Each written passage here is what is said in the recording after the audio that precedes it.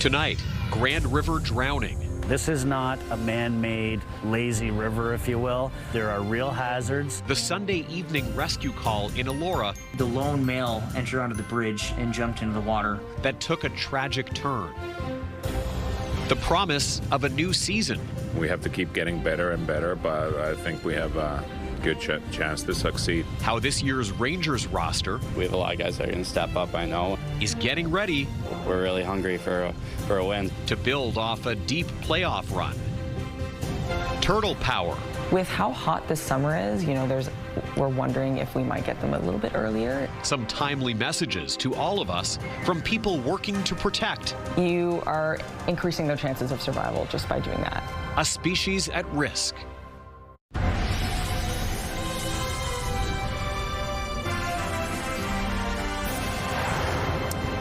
Good evening. We begin with a drowning in Elora that is bringing water safety into focus once again this evening. First responders were called to the Grand River to search for a missing man who had jumped off a bridge. They found his body about an hour later. CTV's Hannah Schmidt is just back from Elora with more on this story for us. Hannah, we should note this is the second drowning in that area this summer. That's right, Tony. Back in June, a 24-year-old man died after he was pulled from the Elora quarry. Both incidents are prompting warnings from local emergency services and water safety experts about the hidden dangers of swimming in natural bodies of water. What started as a jump off this bridge at an Elora park ended in tragedy Sunday night. This is not a man-made lazy river, if you will. There are real hazards. Ontario Provincial Police say emergency services were called to the Bissell Park Bridge around 6:30 Sunday to search for a missing person in the Grand River. The lone male entered onto the bridge and jumped into the water. Unknown reason why, but that's all we know at this time. OPP, paramedics, and Centre Wellington Fire Rescue searched the water.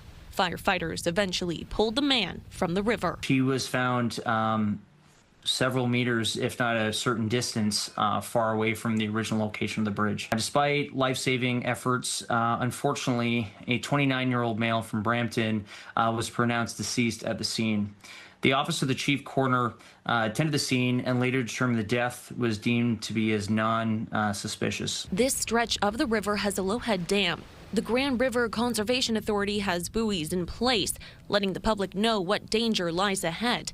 Posted signs nearby also warning against swimming or jumping. This part of the river can become unpredictable as far as flows and how quickly the water is moving. It's the second fatal drowning in Elora this summer. Back in June, a 24-year-old man died after being pulled from the Elora quarry, a tragedy that prompted warnings about the hidden dangers of swimming in unsupervised waters. We've seen a tremendous influx of people that are visiting our area, and when they visit the area, they start to take advantage of what we have to offer. The river is one, the quarry is another. They overestimate their confidence in the water, and they get themselves into trouble, and it only takes moments to slip under the water unnoticed. The Life Saving Society of Ontario says drownings are on the rise this summer across the province. Most victims young adults, and most in unsupervised areas. We're almost up into the 70s this year, and we were probably about 11 or 12 less last year. Safety officials and first responders alike stressing the warnings are there for a reason. We need to always be with someone else. We need to make sure we know how to swim. We need to have the right safety equipment on hand and swim in lifeguard supervised settings. Adhere to the buoys that are in the river that's saying do not come past this point. We do have a low-head dam here that is extremely dangerous if you get close to it, and it's very difficult to get out of a situation if you're caught in that dam.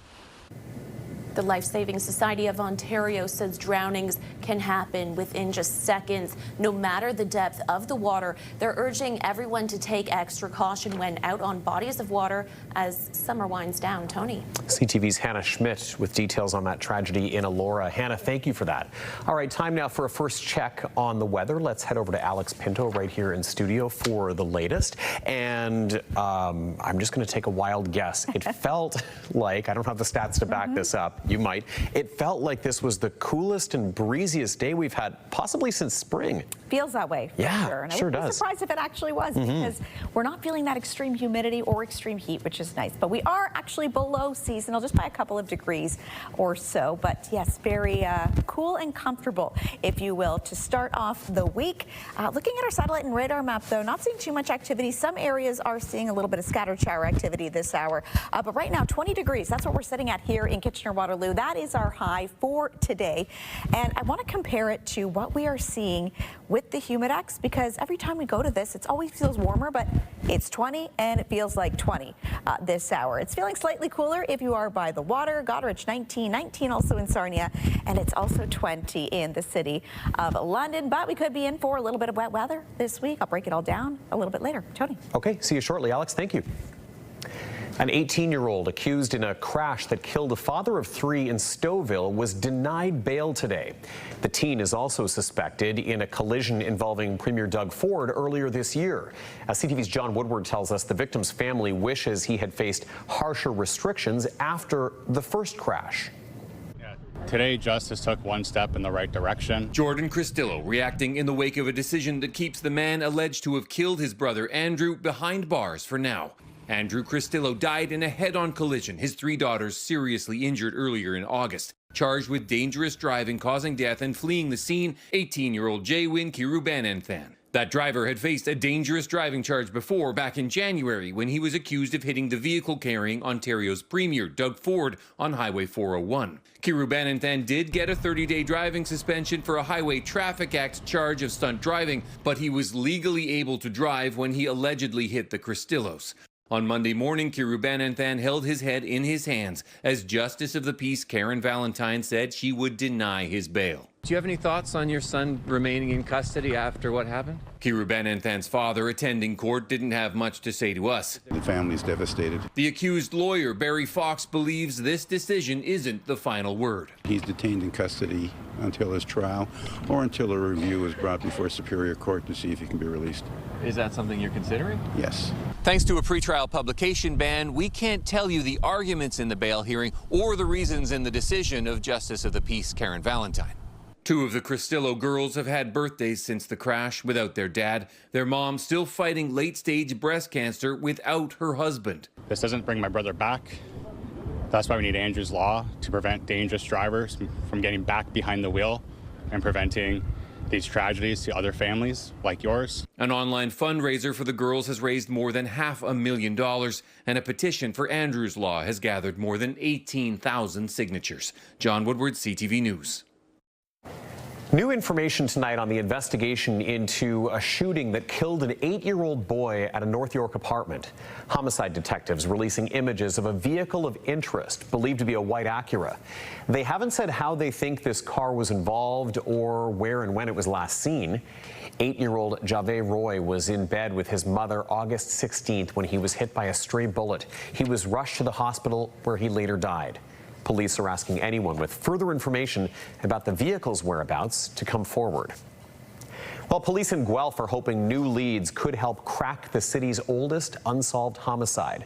On August 25th, 2005, people living on Elizabeth Street were woken up abruptly at around 4 in the morning when a man began screaming for help.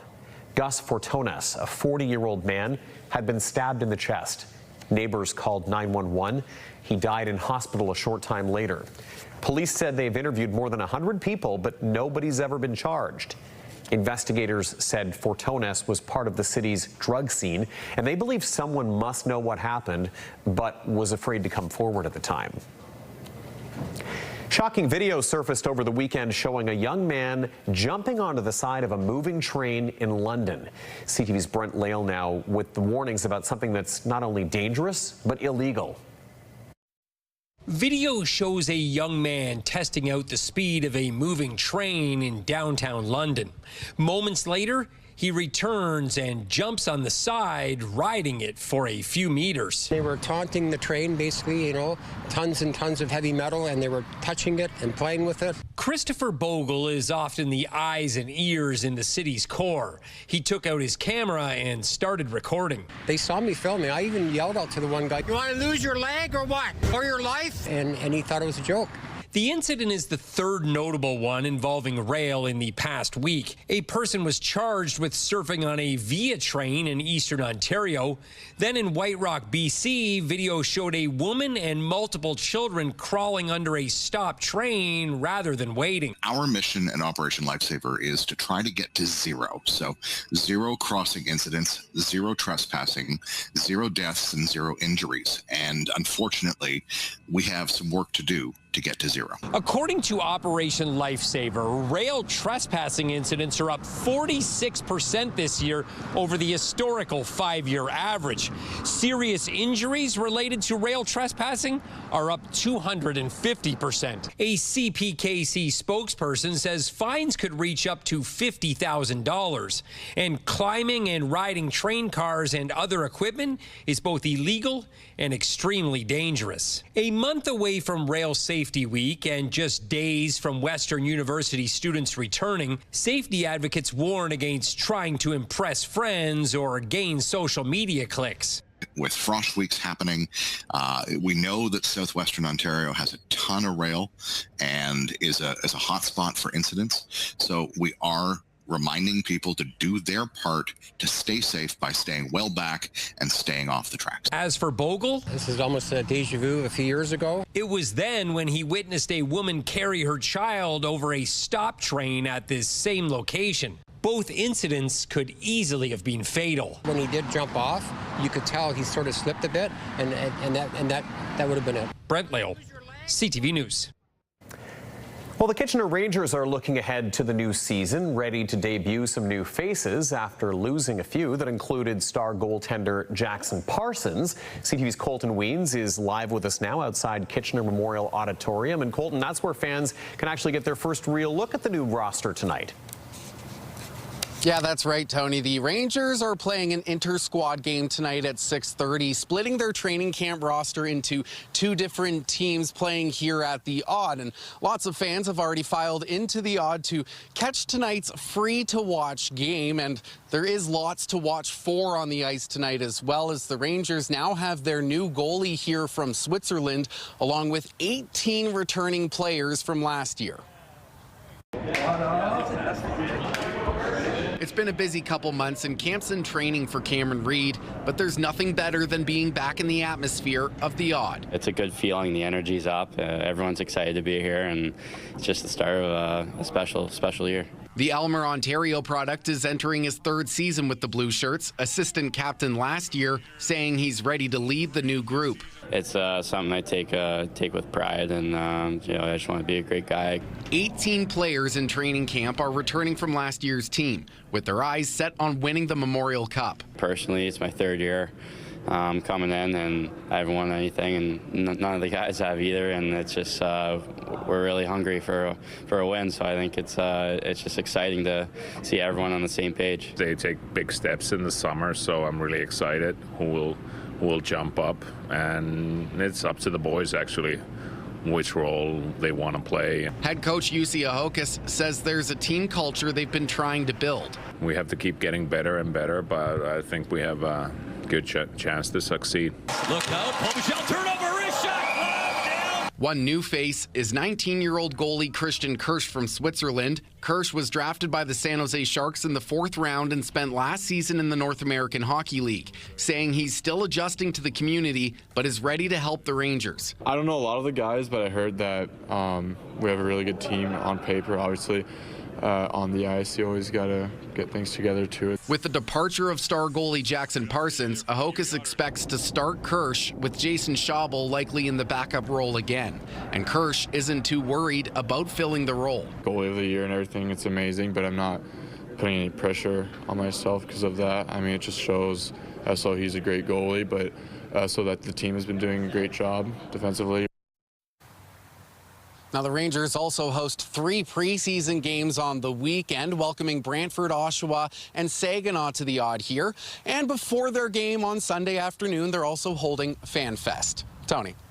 All right, Colton Weens live at the Odd, looking ahead to that season. Colton, thank you. And it has already been an incredible year for Canadian women in sports. The latest big win, golfer Brooke Henderson, who won her second Canadian Open this weekend, marking a major comeback. CTV's John Venevali-Rao has more.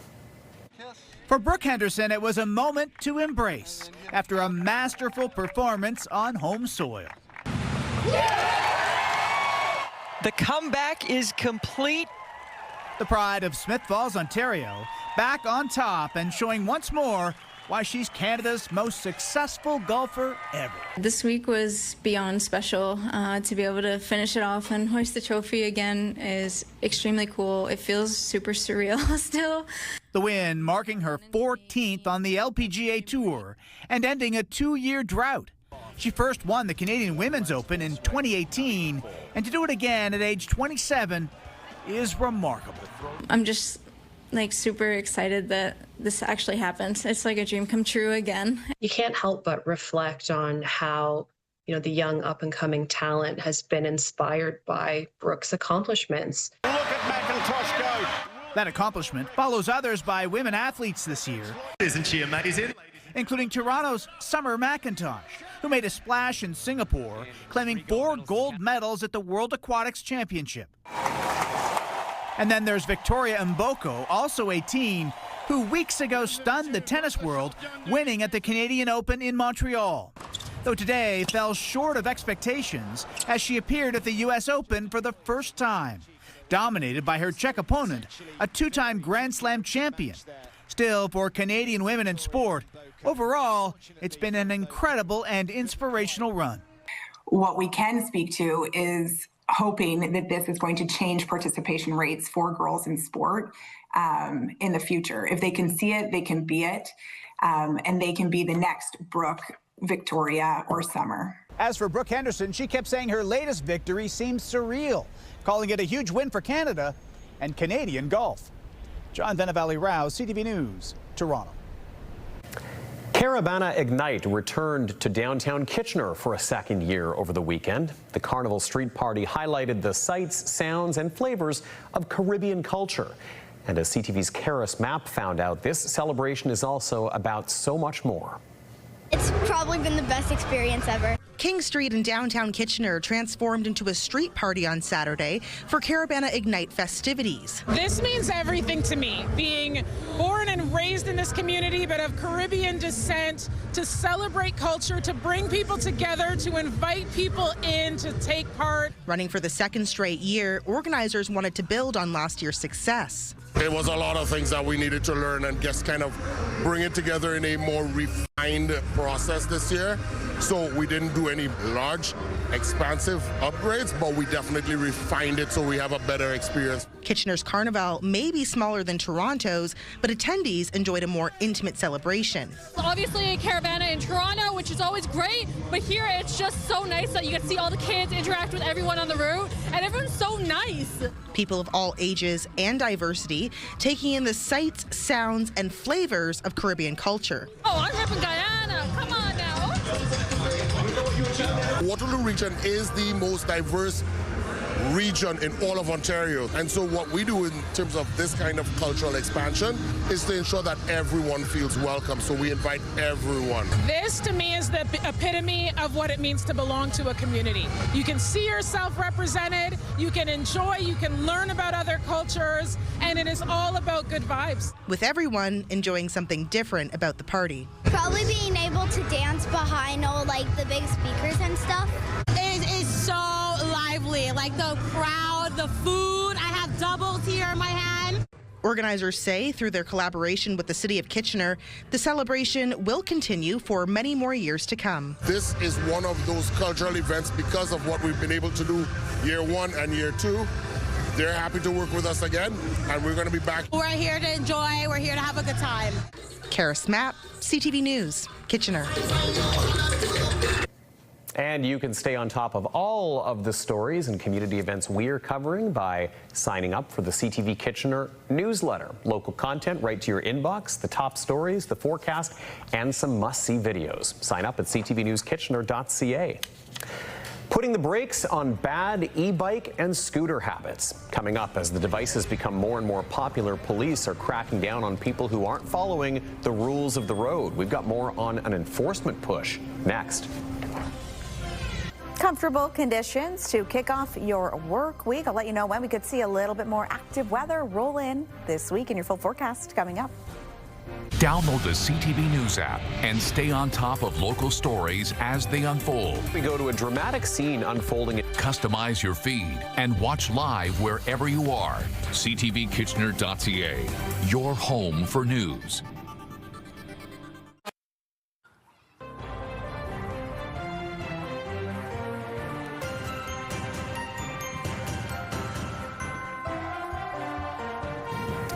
There's a new push to keep streets safe as the number of people who are using so-called micromobility vehicles continues to grow.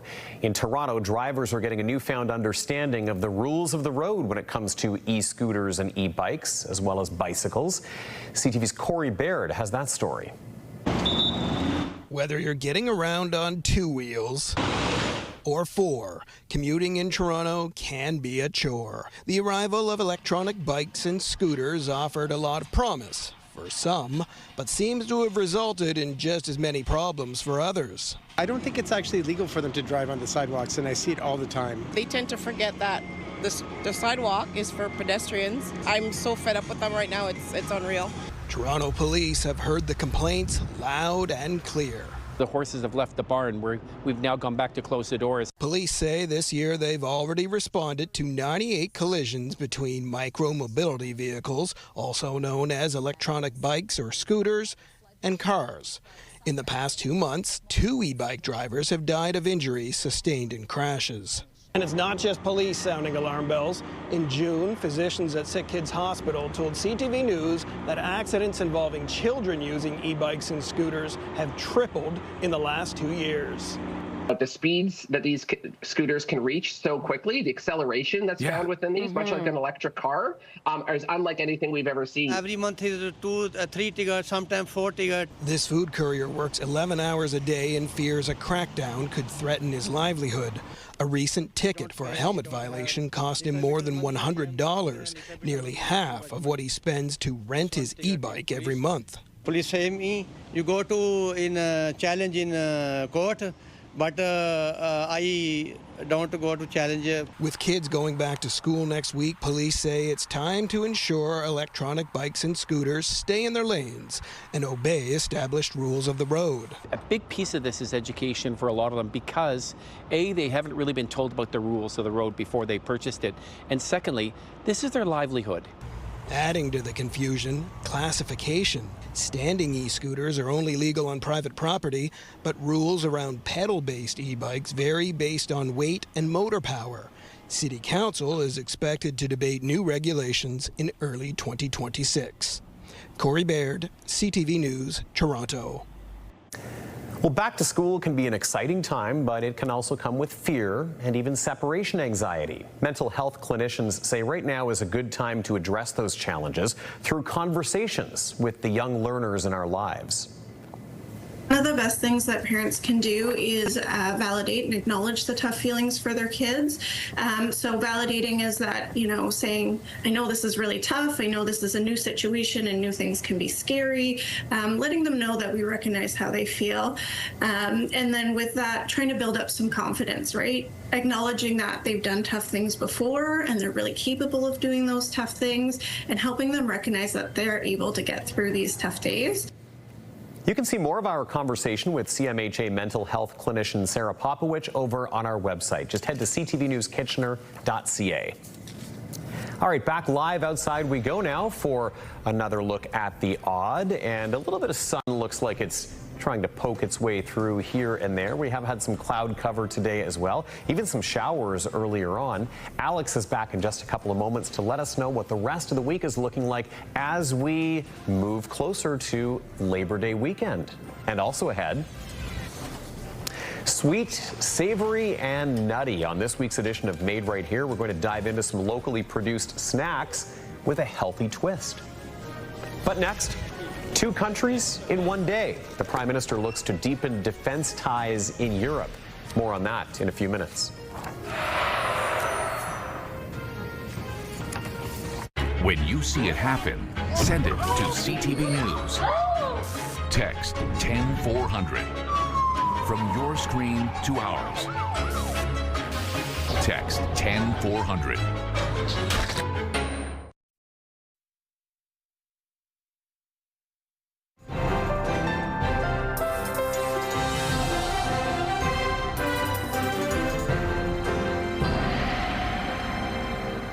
Alex is back with our look at the forecast. Do you have a nice weekend? I did, yes. We took a little long weekend. We were out east. I saw. And the weather was actually lovely. So, enjoying the beautiful Maritimes. Yes, Leanne's hometown. Yeah, I love a good trip to Nova Scotia. It's just always fills the soul. And did you have good weather? Good weather. Nice. Seafood. I haven't been there since I was a kid, so it was a nice quick little getaway and busy. We did a lot, jam-packed, but that's what summer is about, right? And it goes by quickly, and all of a sudden it's Monday again, and holy cow, it's Labor Day this weekend. I was going to say, I can't believe it. I can't believe that it's Labor Day right around the corner.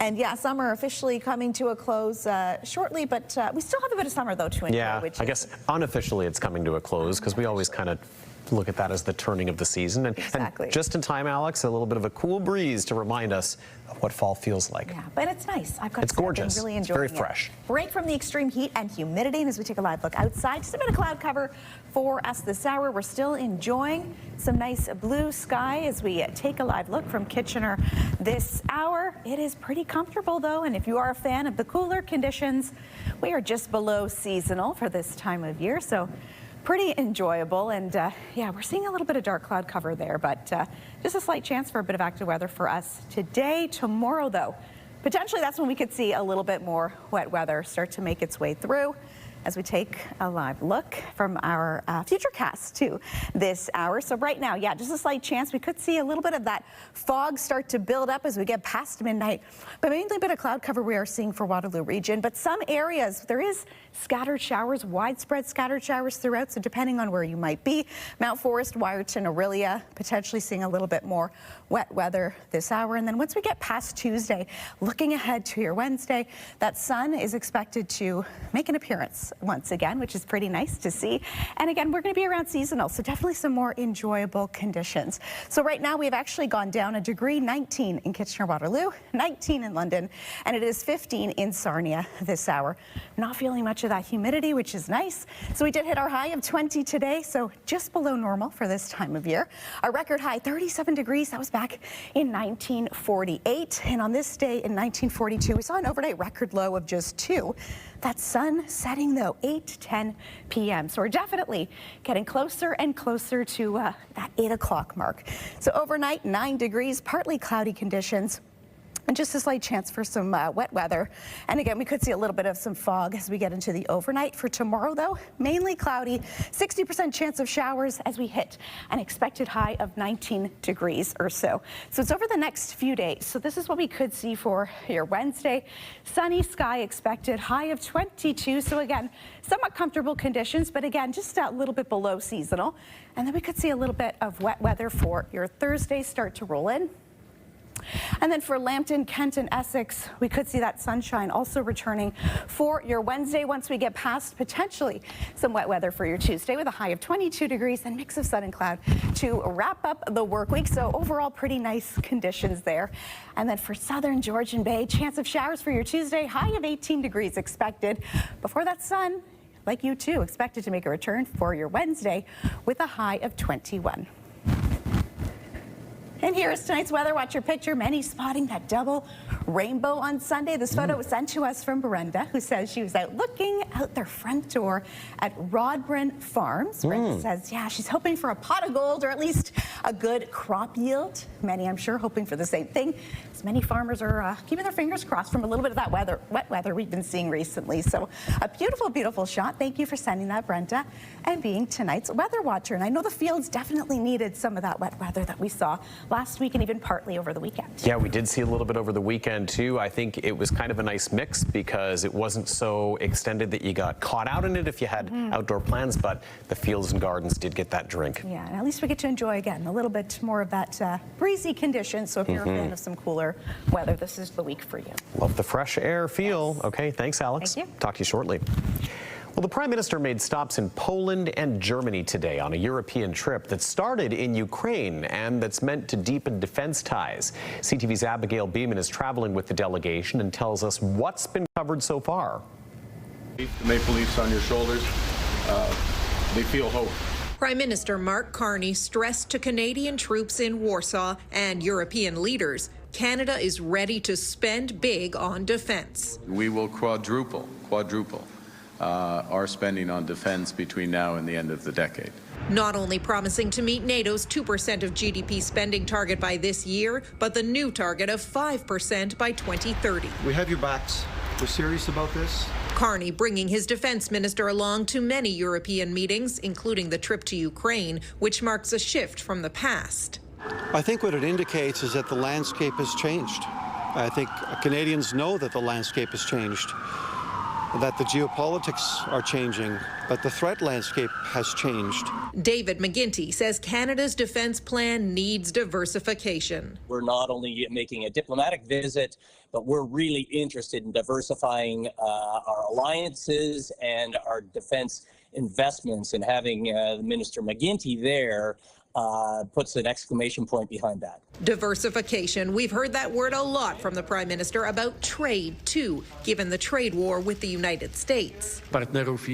Poland needs reliable partners that are ready to cooperate closely in the nuclear energy sector, and also as regards RES, renewable energy sources. Poland has the fastest growing economy in the EU, and the two leaders recommitted to an agreement signed last year, but now focusing on trade, energy, and defense. Our trade relationship last year grew by something like 22% in a single year.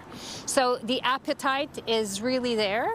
It also means that people are kind of knocking on our door more. And from Warsaw, the Prime Minister ends his day here in Berlin with a full day Tuesday focused on those same themes, deepening trade and defense ties. Abigail Beeman, CTV News, Berlin. A growing backlog of air travel complaints. Coming up, new numbers suggesting anyone filing a federal grievance over the Air Canada flight attendants strike may be waiting for a long time for it to be taken up.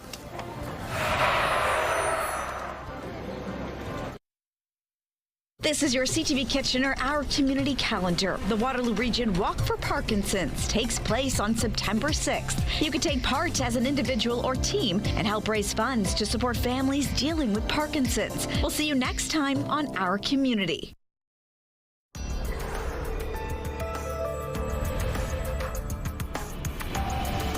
Air Canada customers looking to file a complaint with the federal regulator over their experience during the recent flight attendant strike should be prepared to wait. The Canadian Transportation Agency says its backlog of air travel complaints stood at about 85,000 as of August 14th, and that was 2 days before the start of the strike. The backlog's been growing since federal rules introduced in 2019 set compensation amounts for flight delays and cancellations. The Transportation Agency says it put in a new system 2 years ago to increase their capacity to deal with complaints, but they say the number of grievances has also gone up. Meanwhile, new data from StatsCan shows domestic tourism has increased slightly compared to last year, while fewer Canadians are heading to the U.S. for vacation. From January to March this year, Canadians took more than 67.5 million trips that included a domestic visit. That's up a little over 2% compared to the first quarter of last year. The data also shows Canadians spent $13.8 billion on domestic tourism, and that's up 4% compared with a year earlier. Meanwhile, 6 million Canadians visited the U.S. over that period. That is a drop of nearly 11%. CUPE says Canada Post canceled a planned meeting for the two sides today. The union representing 55,000 workers says it was because the Crown Corporation needs more time to review the latest offers. No indication when negotiations will resume. Earlier this month, CUPE rejected the employer's latest offers in a majority vote. It is maintaining its national ban on overtime. All right, time to recap our top stories with Leanne Evans in studio. And Leanne, a drowning in Elora has been bringing water safety into focus. Yeah, first responders launching a search around 6:30 p.m.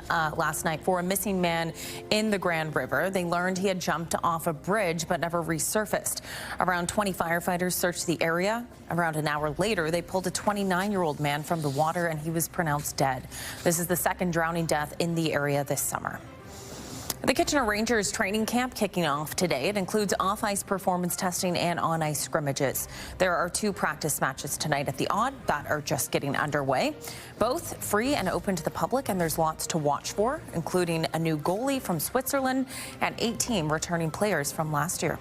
Okay, and on our website, Leanne, something else we've been keeping an eye on this summer, mosquitoes and West Nile virus, and now mosquitoes in Waterloo region have tested positive for that virus. Exactly. 3 mosquitoes captured in surveillance traps have tested positive for the virus. 1 in Cambridge, 1 in Kitchener, and a 3rd in Wilmot. For more information on the story and details on how to protect yourself against West Nile virus, scan the QR code, download the CTV News app, or as always, ctvnewskitchener.ca. Tony. Okay, Leanne Evans with our top stories. Leanne, thank you very much. Thank you.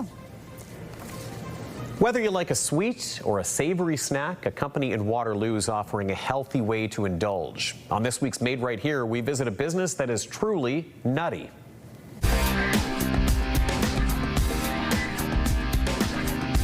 You like a sample?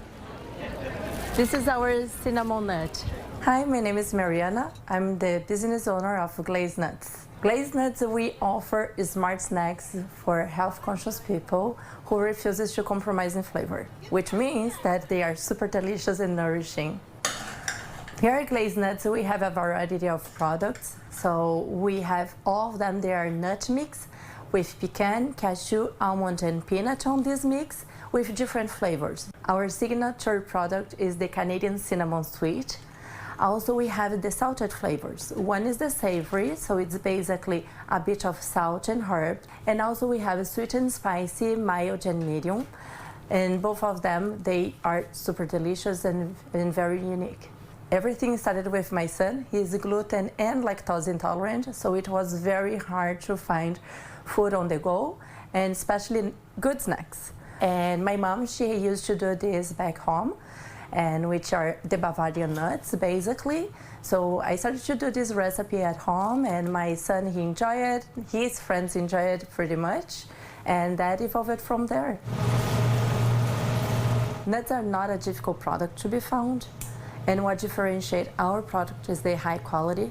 We stand behind that, and we source good suppliers where we can ensure that we are going to give to our community the best product ever. So with good certifications behind, and also being produced locally and with no artificial ingredients. You can warm up in the microwave. Currently, we are at St. Jacob's Farmers Market every market day. During summertime, it includes Tuesdays, but every Thursday and Saturday year-round. Also, we are online on our website, glazednuts.ca. A sea of fans for a long-anticipated reunion tour. Coming up, Oasis in Toronto. The British brothers put on a show for tens of thousands of fans.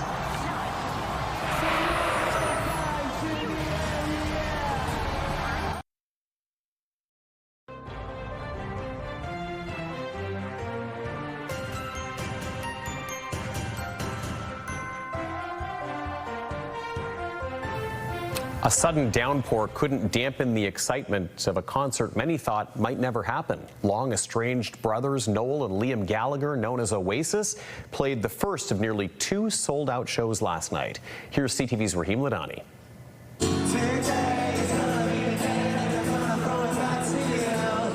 Playing their hits in front of an estimated 50,000-person crowd, fans rocked out to the brothers, Liam and Noel Gallagher, standing in the pouring rain, soaking up every moment. Absolutely great. Really fun. It was worth the rain, 100%. What a show. Amazing show. The last time we saw these guys was probably 1997, so almost 30 years ago. Yeah. Worth the wait. Worth the wait. Oasis. For sure. The show at Rogers Stadium last night was the start of the North American leg of the Oasis tour. The band hasn't played in Toronto since 2008, and this is the only Canadian stop. There are just so many people who are in the same vibe, enjoying the music. It was so great. However, as the band prepares to be back on the stage tonight, neighborhood residents continue to be frustrated by the traffic and noise disruptions the venue's summer concerts are having. The city has previously said all events have been compliant with permitted noise levels, but the area councillor says the stadium is too loud. James Pasternak writes in a statement, "These concerts can be heard miles away, and we feel the venue operator can turn down the volume significantly and still offer a strong concert experience. Something must be done. Just because it is technically in compliance does not mean it meets acceptable levels for the community." CTV News has reached out to Live Nation, which operates the venue, for a response, but has not heard back.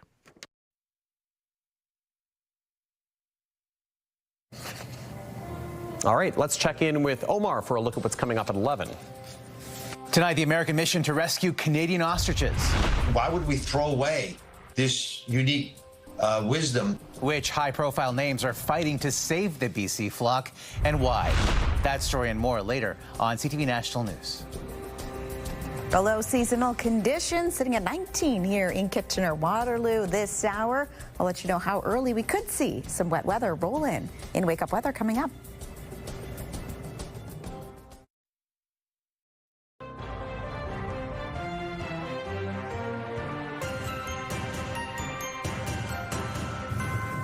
All right, Leanne's back with us now for a story that we're watching for this evening. Leanne. Tony, it has been a month since councillors in Wilmot Township made a unanimous decision about the future of the Prime Minister's Path project in Baden, voting to return all the statues to Castle Kilbride. Well, tonight they'll look at the estimated costs associated with the reinstallation, $78,000. If council approves the cost, staff say there will be no more municipal tax dollars spent on the project. We'll be following that meeting and bring you the details at 11:30. Tony. Okay, something we'll keep an eye on this evening. Leanne, thank you so much for that. Joining us live, and Alex back at the desk with us now for a look at our wake up weather for Tuesday. It really feels like that humidity is a thing of the past now. It's incredible what a shift we've seen over the last few days. Yeah, big shift, especially for the rest of the week. It looks pretty good. A little bit below seasonal, but we're going to start off the day pretty cool, 9 degrees by 6 a.m. So if you are an early riser, maybe take the dog out by then, you might want to layer up with a sweater or so. Mainly sunny sky, though, expected for 8 o'clock as well. We'll get to about 11, and then this is when we potentially could start to see a little bit of wet weather start to roll in. We're seeing about a 40% chance for showers by 10 and hitting 14 degrees. And again, tomorrow we're seeing about overall 60% chance for some wet weather before, that sun should make a return for Wednesday. Like the sun graphics. Yeah. Well, if you've taken a walk out along the Grand River or one of the many parks or trails around the region, you might have noticed more little turtle hatchlings. A local animal research reserve has been working to ensure the next generation of the reptiles are off to a swimming start. CTV's Ashley Bacon with that story. We mostly see the common snapping turtle and the painted turtle. Ontario is home to 8 turtle species, all of which are listed as at risk. Evolutionarily speaking, they rely on bet hedging, which means they have a lot of babies every year, but not a lot of them will make it. Which is why the team at Rare Charitable Research Reserve have been incubating eggs at their facility over the last few weeks and are now releasing the next generation of turtles back into local habitats. That's their egg tooth. That's what helps them break through the eggshell. And just like kids' teeth, it'll fall off. Breaking free of its shell is just the start. Turtle populations face a number of threats once hatched. The main risk is when our adults are being hit on roads or their habitats are being destroyed.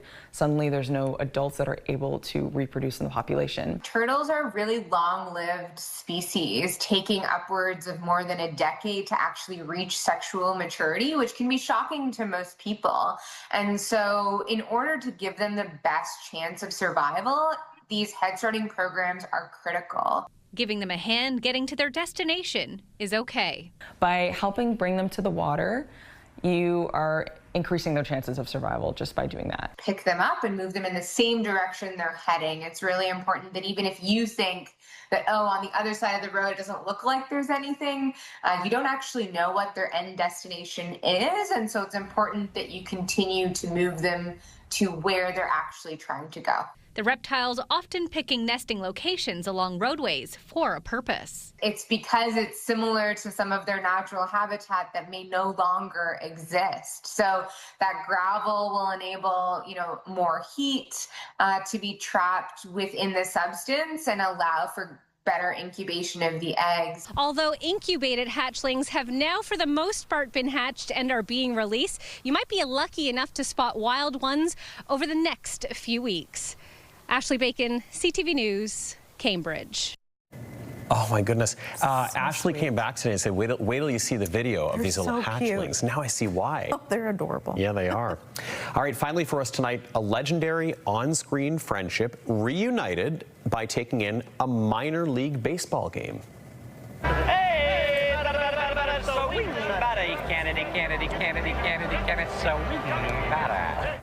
Okay, so Matthew Broderick and Alan Ruck, who famously teamed up as best friends in the 1986 classic Ferris Bueller's Day Off, were spotted at a ball game over the weekend. Of course. So instead of heckling batters, the duo led the crowd in Take Me Out to the Ball Game. The two are in Vancouver, teaming up once again, shooting a new movie titled The Best Is Yet to Come. I wonder if you were in the crowd and spotted them. You had to maybe take a double take and be like, wait, are they actually here? Love it. Love it. I'm gonna mention something about the movie, Ferris Bueller's Day Off. The only thing that bothered me about that movie, I loved the movie, by the way. The whole concept was they were skipping school for the day, right? Yes. There was a Major League Baseball and a major parade winding its way through the streets of the city on a school day, and no one seemed to be at work. The streets were full of people. So I guess that's why it's a movie. There I go, poking holes in movie magic, right? Don't bring me to the movies. Not bad for a day off, though. You get to enjoy both. Yeah, it was a classic. Love it. All right, that's our time. Thanks for watching. Leanne will be here with you tonight at 11:30, right after CTV National News. Have a good night. Take care.